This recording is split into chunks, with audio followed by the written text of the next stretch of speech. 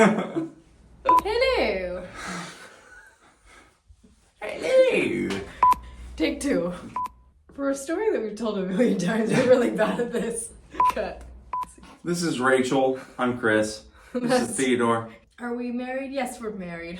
Yep, we're married. We met at St. Charles Borromeo doing a Film shoot about the wedding of Cana, ironically. When we first met, I was like head over heels for her. She had no interest in me at all. And so I pursued her for a year. I thought the best thing in the world would be to invite her on a date to adoration. Gentlemen, don't invite people to adoration on a date. Don't use Jesus as the lure. I thought that was doesn't like go over well. the most romantic Catholic thing that you could do. If you tell people that it's a date, if you don't tell them that it's a date, then I won't show up.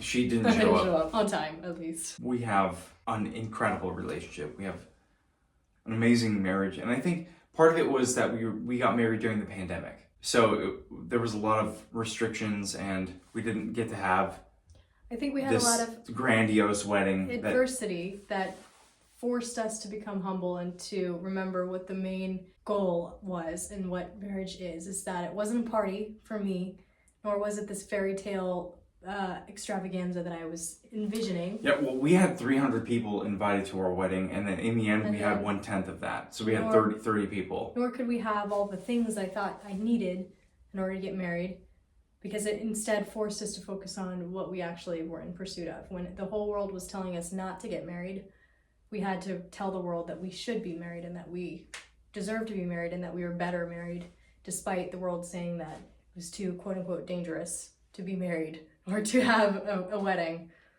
So we faced all that adversity, and I think it tempered my greed for wanting all of those things that I thought that I needed, that in reality, I just needed him and I just needed our marriage. You're gonna be humbled, as we were humbled with my grand ambitions of a massive extravaganza wedding in the alley of the church because they couldn't let us in. Yeah, humility. I think that's a huge part of a Catholic marriage. And as a result, I'd say we're definitely stronger because we had a pandemic wedding.